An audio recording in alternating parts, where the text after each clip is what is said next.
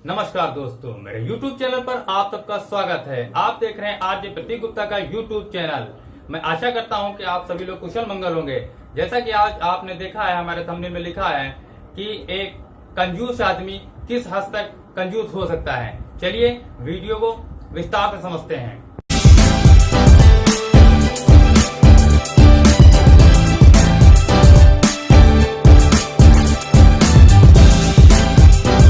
एक व्यक्ति था जिसका नाम था दानचंद, लेकिन वह एक नया धेला भी किसी को दान नहीं देता था। उसका केवल नाम था दानचंद। लेकिन उसकी पत्नी ने कहा कि अब तो हमें कुछ न कुछ दान करना चाहिए।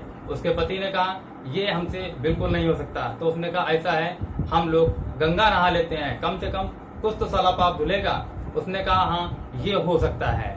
उसने दूसरे दिन तैयारी की और निकल गया गंगा स्नान के लिए। उसके यहाँ से गंगा जी लगभग 10 से 12 किलोमीटर दूर थी। वह पैदल ही गंगा जी पहुंच गया। उसने सोचा अगर मैं गंगा जी को स्नान करूंगा तो वहां पे पंडा होंगे और मुझे कुछ न कुछ किसी न किसी को दान देना पड़ेगा। इसलिए उसने जाकर के मरघट की तरफ अपना रास्ता मोड़ दिया। उसने सोचा अगर मैं यहाँ स्नान करूंगा तो मुझे कुछ भी किसी को नहीं देना पड़ेगा। भगवान को भी कुछ थोड़ी सी मस्ती सूझी। ऊपर वाला सब कुछ देख रहा था। उसने कहा ठीक है बेटा, तू आगे आगे चल, मैं तेरे पीछे पीछे आता हूँ। जैसे उसने पहली डुबकी लगाई, भगवान ने पंडे का रूप धारण करके वहां पे उनको दर्शन दे दिया। जैसे ही वह डुबकी लगा करके बाहर निकला, उसने देखा कि यार ये तो कोई व्यक्ति खड़े हुए हैं। उसने पूछा आप कौन? उसने कहा मैं बाबा हूँ, मैं आपसे कुछ लेने आया हूँ। उसने कहा क्या चाहिए आपको? तो भगवान जी ने कहा मुझको कम से कम 1 वर्ष का राशन आप दान दे दीजिए। उस व्यक्ति ने कहा कि मैं आपको 1 साल का राशन नहीं दे सकता। भगवान जी ने कहा ठीक है तो कोई बात नहीं, आप कम से कम 1 महीने का तो राशन दे ही दीजिए।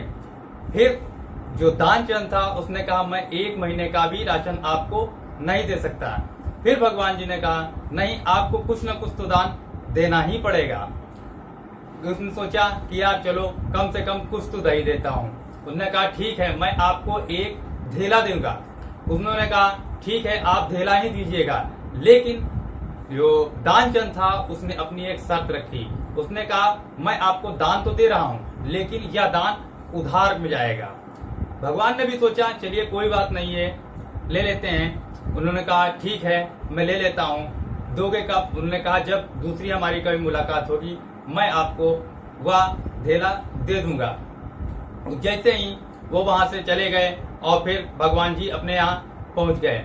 वह व्यक्ति थका हारा हुआ, फिर यानी कि 10 और 10-20 किलोमीटर चल के आया था। उसने अपनी बीवी से कहा मैं आराम करने जा रहा हूँ। जैसे ही वह व्यक्ति आराम करने के लिए गया, भगवान जी फिर उसके घर पे धड़ाम, कुंडी खटखटाई, पहुंचे। उसकी बीवी आप देखिए कौन आया है। उसकी बीवी दौड़ के दरवाजे पे गई। उन्होंने पूछा जी कौन? उन्होंने कहा मैं पंडा हूँ और मैं अपना दान आज उनसे लेने आया हूँ। उन्होंने कहा ठीक है, मैं अभी बात करके आती हूँ। वह दौड़ के अपने पति के पास पहुंची। उसने कहा बाहर एक पंडा बाबा आए हैं जो कह रहे हैं कि आपके पति द्वारा दिया गया दान मैं उनसे लेने आया हूँ। पति ने कहा ऐसा है, उनसे बोल दीजिए जाकर के कि मेरे पति की आज तबीयत नहीं सही है। पत्नी गई बाबा से बोली कि बाबा जी उनकी आज तबीयत नहीं सही है। बाबा भी कायदे से समझ के आए थे। उन्होंने कहा ठीक है बेटा, अगर ये कोई बात है मैं उनके स्वास्थ्य की देखभाल करूंगा, मैं यहीं रुक जाता हूँ। आप मेरे लेटने और खाने की व्यवस्था कर दीजिए, मुझे कोई दिक्कत नहीं है। पत्नी फिर दौड़ के गई, अपने पति से बोली यानी कि दानचंद से बोली कि वो तो पलथी मार के बैठ ही गए हैं। तब पति ने फिर कहा कि जाओ उनसे बोल तो जाकर के कि मेरे पति अब इस दुनिया में नहीं रहे। वह रोती हुई आई, बाबा जी से बोली बाबा मेरे पति अब इस दुनिया में नहीं रहे। बाबा ने कहा अरे ये तो बहुत दुखदायी बात है, चलिए आप कहाँ गांव गांव में जाकर के इसकी पता देंगी, मैं ही जाकर के लोगों को इसकी सूचना दे देता हूँ। जैसे ही वह बोलती कि बाबा रुक जाइए, लेकिन बाबा तो मौज मस्ती लेने आए थे, वो तो निकल गए गांव में।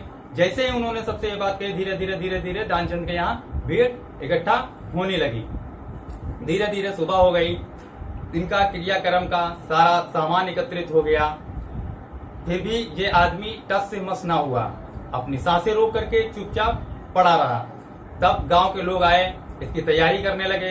तब पत्नी बोली, ये मेरे पति हैं और ये अभी मरे नहीं हैं। गांव के कुछ लोग आगे आते हैं, उसको समझाते हैं कि ये सब मोह माया है बेटा, सभी को ऐसा लगता है, लेकिन अब इस दुनिया में आपके पति नहीं रहे। वो कहती है, नहीं नहीं, ये मेरे पति अभी जिंदा हैं। लेकिन वो जो दानचंद था उसको बिल्कुल टस से मस ना हुआ, उसको अति लेटा करके चल दिए, तब भी वह टस से मस ना हुआ। भगवान ने भी सोचा, यार तेरी अजीब लीला है। पहुंच गए वहां, चिता पे उस व्यक्ति को लिटाल दिया गया।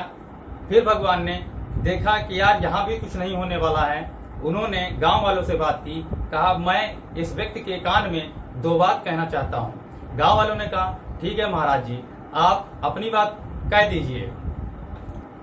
उठो, मैं भगवान हूँ, ईश्वर हूँ, मैं तुम्हारी परीक्षा लेने आया था।